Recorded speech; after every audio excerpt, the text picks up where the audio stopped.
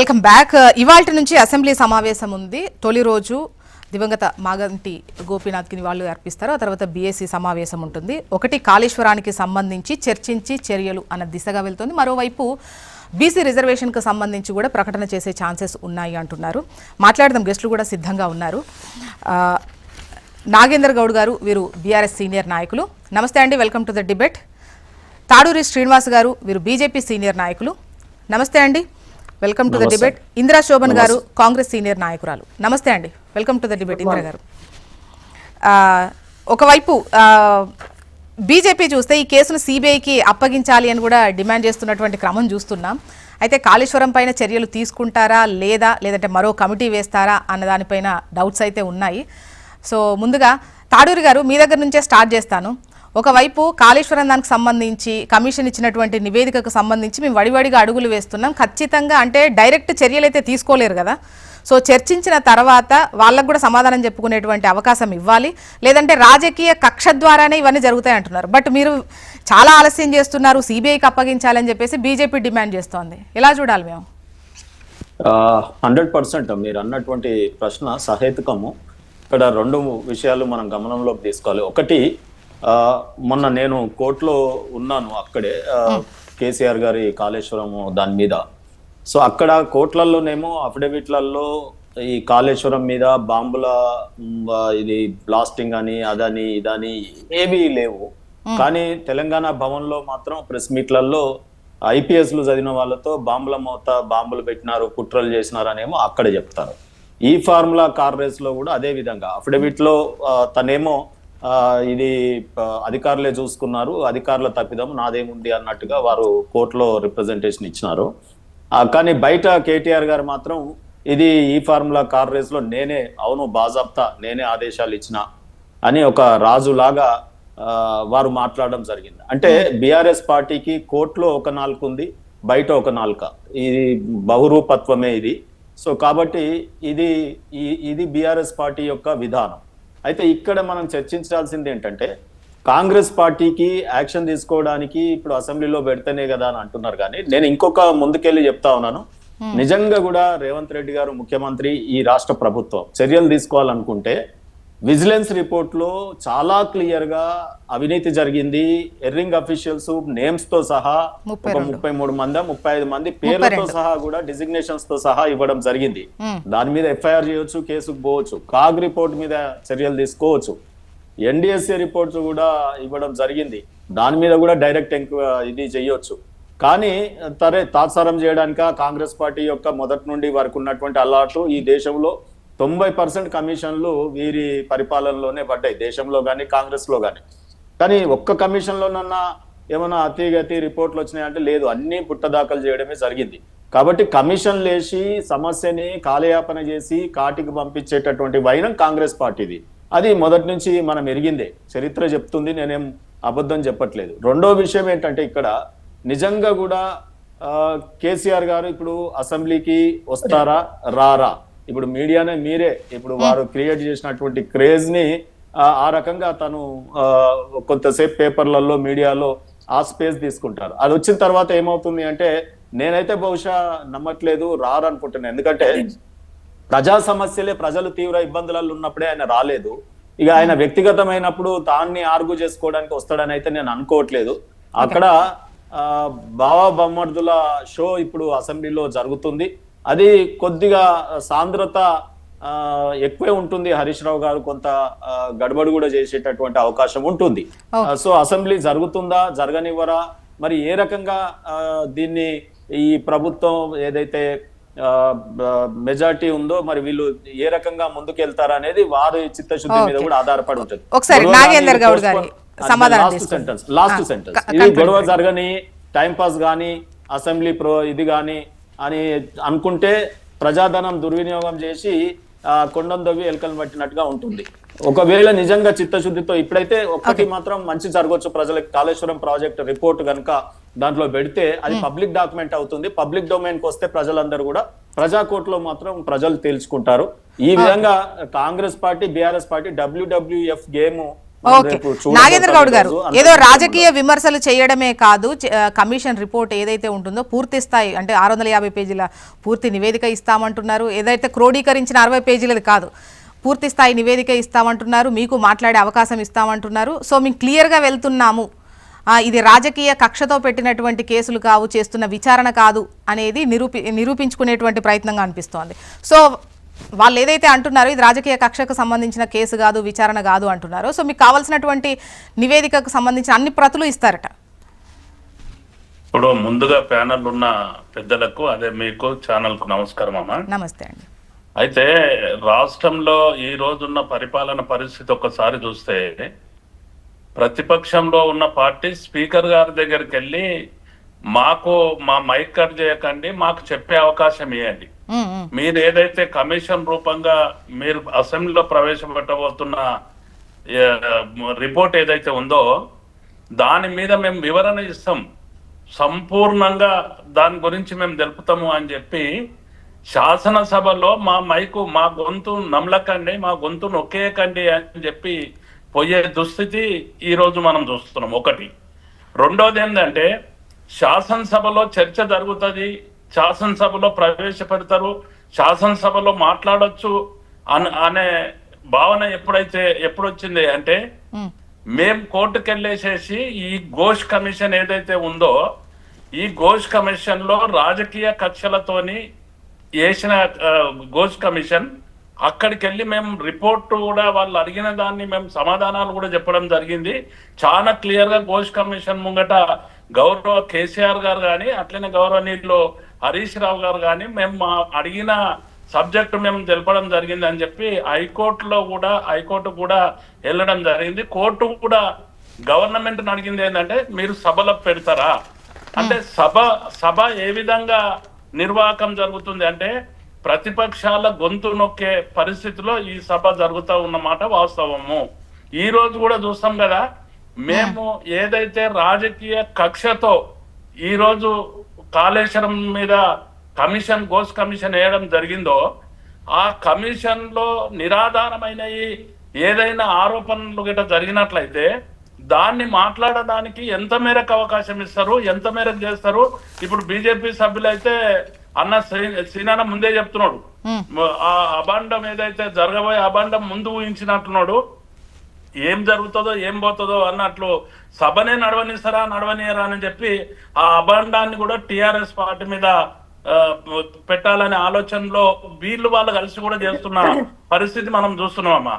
నేను ఒక్కటేమంటున్నా అంటే కమిషన్ల పేరు మీద కాలయాపన చేసుకుంటూ కమిషన్ల పేరు మీద ఏదైతే కక్ష సాధింపు చర్యలు రాష్ట్ర ప్రభుత్వం చేపడుతుందో వాళ్ళు ఇచ్చిన హామీలన్నింటినీ కూడా నెరవేర్చకుండా ఈ రోజు స్థానిక సంస్థల ఎన్నికలను కూడా నిర్వహించలేని పరిస్థితిలో అనేకమైన రాజకీయంగా అస్తవ్యస్తమైన పరిస్థితి. అంటే నాగేందర్ గారు ఇవాళ అంటే ఈ ప్రత్యేక సమావేశాలకు సంబంధించి 42% రిజర్వేషన్ ఏదైతే ఉందో దానికి సంబంధించి కూడా ప్రకటన ఉండే ఛాన్సెస్ ఉన్నాయి.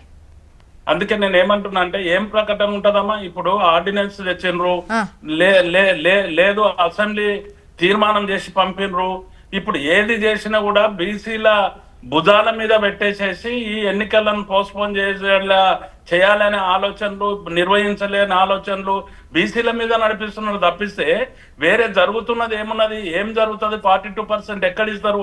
నేనేమంటున్నా, ఒకవేళ 42% బీసీల మీద చిత్తశుద్ధి కాంగ్రెస్ పార్టీకి ఉంటే ఒక్క 42% కాదు కదా వీళ్ళు ఆడ కామారెడ్డిలో ఇచ్చిన డిక్లరేషన్ ఏదైతే అనేకమైన డిక్లరేషన్లు అనేకమైన బీసీల కొరకు ఇచ్చింది కదా, బీసీ సప్లాన్ ప్రవేశపెట్టండి, బీసీల కొరకు ఎంత బడ్జెట్ అయితే పెడతానో బీసీల కొరకు ప్రవేశపెట్టండి, మీ రాష్ట్ర ప్రభుత్వం చేతులున్న అన్నింటిని కూడా ఇవ్వండి.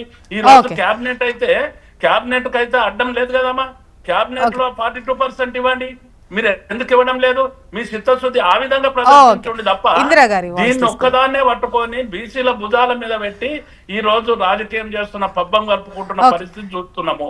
పేరు మీద కరెంటు పేరు మీద అనేకమైన కమిషన్లు వేసి కమిషన్లతోని వాళ్ళ ఇచ్చిన వాగ్దానాలన్నింటినీ కూడా తుంగలో దొక్కి టైం పాస్ గా రాజకీయాలు నడుస్తా ఉన్నాయి అనేది నా ఆలోచన. ఓకే ఇందిరా గారు, ఇక్కడ రెండు వర్షన్స్ వినిపిస్తున్నాయి. ఒకటి బీజేపీ నుంచి గతంలో ఏవైతే నివేదికలు వచ్చాయో, ఈవెన్ సూచనలు కూడా వచ్చాయో, విజిలెన్స్ కమిటీకి సంబంధించి 32 అధికారులకు సంబంధించి చర్యలు తీసుకోవాలి, క్రిమినల్ ప్రొసీడింగ్స్కే వెళ్ళాలి అన్నటువంటి దిశగా సూచనలు జరిగాయి. వాటిపైన ఎటువంటి యాక్షన్ తీసుకోలేదు. బట్ వీటికి సంబంధించి చర్యలు తీసుకోవడానికి మీరు ముందుకు రావట్లేదు, అందుకోసమే ఈ తాత్సారం చేస్తున్నారనేది BJP question. At the same time అసలు అక్కడ కేసే లేదు, విచారణకు సంబంధించి ఇక్కడ తప్పే లేదు కాబట్టే ఈ విధంగా చర్యలతో కాలయాపన చేస్తూ ఇప్పుడు మీరు ఇచ్చినటువంటి హామీలు కావచ్చు, మీ ముందున్నటువంటి పనుల పైన దృష్టి రాకుండా వీటిపైన జనాల దృష్టి మరలుస్తున్నారని అటు బీఆర్ఎస్ క్వశ్చన్. ఈ రెండింటికి మీరు సమాధానం చెప్పండి. ఫస్ట్ ఆఫ్ ఆల్ ప్యానెల్లో ఉన్న సోదరులకు, మీకు, అలాగే హెచ్ఎంటీ ప్రేక్షకులకు గుడ్ మార్నింగ్ అండి. సో ఇవాళ బీఆర్ఎస్ ప్రభుత్వం గత 10 సంవత్సరాల్లో వాళ్ళు చేసినటువంటి వాటి పట్ల ఈ ప్రభుత్వము చాలా క్షుణ్ణంగా ప్రజాక్షేత్రంలో ప్రజల ముందు పెట్టాలని డిసైడ్ చేసింది. సో టెక్నికల్ గా అధికారులు చేసిన తర్వాత మిగతా విషయాల్లో మనందరికీ కూడా దేవాలయంగా భావించేటువంటి ఏ అంశం మాట్లాడినా రికార్డ్ అయ్యేటువంటి అసెంబ్లీలో వీటిని చర్చ పెట్టాల్సినటువంటి అవసరం ఉంది. సో గత ప్రభుత్వం ప్రతిపక్షాల గొంతు నొక్కి ఎక్కడ మాట్లాడనివ్వలేదు. బట్ కానీ ఈసారి మేము ఆ స్వేచ్ఛని, వాళ్ళకు ఉన్నటువంటి వాక్ స్వేచ్ఛని ప్రజాప్రతినిధులుగా ప్రతిపక్షంలో వాళ్ళకి ప్రజలు ఇచ్చినటువంటి హక్కును వినియోగించుకోవడం కోసము ఇవాళ ఘోష్ కమిషన్ ఇచ్చినటువంటి నివేదిక పట్ల, కాళేశ్వరంలో వాళ్ళు చేసినటువంటి లోపాల పట్ల, ఇవాళ తెలంగాణ ప్రజల ఆశలు గల్లంతు చేసి ఇవాళ ప్రజల యొక్క అడియాశలుగా చేసి అన్నిట్లో అప్పుల ఊపిలో నిప్పి విద్యా వైద్యానికి దూరం చేయడానికి ముఖ్య కారణమైన కాళేశ్వర నిర్ణయానికి సంబంధించినటువంటి వాళ్ళు చేసిన తప్పిదాలని ఈ సమాజం ముందు ఇవాళ ప్రభుత్వం పెట్టాలనుకుంటుంది. దానికి సంబంధించి చర్చకి ఇవాళ ప్రతిపక్ష నాయకుడిగా మరి అసెంబ్లీకి వస్తారా రారా అది చర్చ జరగాల్సిన అవసరం ఉంది. సో ఈ రోజు కూడా అంటే ఇవాళ నేను పేపర్లో చదివిన దాని ప్రకారంగా అయితే మళ్ళీ సారి డుమ్మే అనేది కనబడుతున్నది. అల్లుడికి కొడుకుకి దిశానిర్దేశం చేసి మీరు కొట్టాడని చెప్పినట్టుగా ఉంది. మరి ఆ పదవేదో అల్లుడికో కొడుకుకో ఇస్తే అయిపోతుంది కదా. పోనీ ఇంత బీసీల మీద ఇంత ప్రేమ ఉందని మాట్లాడుతారు, ఒక బీసీ బిడ్డకి ప్రతిపక్ష హోదా ఇవ్వచ్చు కదా. అది లేదు, అది చేయకుండా ఇక్కడ కూడా రాజకీయ కోణంలోనే ఆరాంసే ఫామ్ హౌస్ లోనే ఉండి మనం ఏమంటారు ప్రేక్షక పాత్ర వహించాలనే విధంగా ముఖ్యమంత్రిగా, మాజీ ముఖ్యమంత్రిగా పని చేసినటువంటి అన్నిటికీ ఇవాళ కాళేశ్వరానికి కర్త కర్మ క్రియగా ఉన్నటువంటి కేసీఆర్ గారు రావాల్సినటువంటి అవసరం ఉంది. అది వదిలేసి చివరి నిమిషం వరకు అన్ని రకాలుగా అన్ని అస్త్రాలను వాళ్ళు వాడినారు. చివరికి కోర్టు కూడా వెళ్ళినారు, కానీ కోర్టు కూడా మొట్టికాయలు వేసినట్టుగా మనం చూస్తున్నాం. బట్ ఇవాళ ప్రజల యొక్క సొమ్ము దుర్వినియోగం చేసినప్పుడు దానితో పాటుగా సమయాన్ని ఇవాళ పూర్తిగా మన యొక్క కాల సమయాన్ని కూడా వ్యర్థం చేసినటువంటి, ఎందుకంటే డబ్బు సంపాదించవచ్చు కానీ కాలం తిరిగి వెనక్కి రాదు. సో ఇట్లాంటి వాటి పట్ల చాలా తీవ్ర నష్టం చేసినటువంటి ఆ నలుగురికి ఇవాళ శిక్ష పడాల్సినటువంటి అవసరం ఉందని మాత్రం ఈ సందర్భంగా గుర్తు చేస్తూ, దీనిని రేవంత్ రెడ్డి గారు ఏదో కక్షపూరితంగా ఏదో దానికోసం ఆగమేఘాల మీద చేస్తున్నట్టుగా బీఆర్ఎస్ చేసే వాటికి ఎక్కడ కూడా పస లేదు. రేవంత్ రెడ్డి గారు నిజంగా కక్షపూరితంగా చేయాలంటే వీళ్ళందరూ డే 1 లోనే తీసుకెళ్లి జైల్లో కూర్చోబెట్టాలి. వీళ్ళకి ఒక ప్రత్యేక సెల్లు కట్టించి అందులోనే జీవితాంతం అక్కడే ఉంచి ఉండాలి. బట్ ఎక్కడ కూడా అలాంటి పని చేయకుండా చాలా నీట్ గా ఇవ్వడం జరిగింది. సో ఇవాళ మేము అధికారంలోకి రాకముందుకే దాని యొక్క కూలడం జరిగింది. దానికి సంబంధించినటువంటి కేంద్రానికి సంబంధించిన నివేదికలు కూడా ఇవ్వడం జరిగింది. మేము వచ్చిన తర్వాత ఇక్కడ దానికి సంబంధించిన ఏం జరిగిందని మాత్రం ఈ సమాజానికి చెప్పడం జరిగింది. సో ఒక ప్రతిపక్ష పాత్రగా ఉండి మనం ఎంతైనా మాట్లాడొచ్చు, కానీ పాలక పక్షంలో ఉన్నప్పుడు బాధ్యతాయుతంగా ప్రజలకి అది అర్థమయ్యే విధంగా చెప్పాల్సిన. ఓకే, ఇందిరా గారు చర్యలు తీసుకుంటామంటే ఎందుకు మరి విజిలెన్స్ రిపోర్ట్ లో అధికారులమైన చర్యలు తీసుకోవాలన్నా కూడా మరి దానిపైన ఎందుకు మీరు చర్యలు తీసుకోలేదు అనేది బీజేపీ క్వశ్చన్.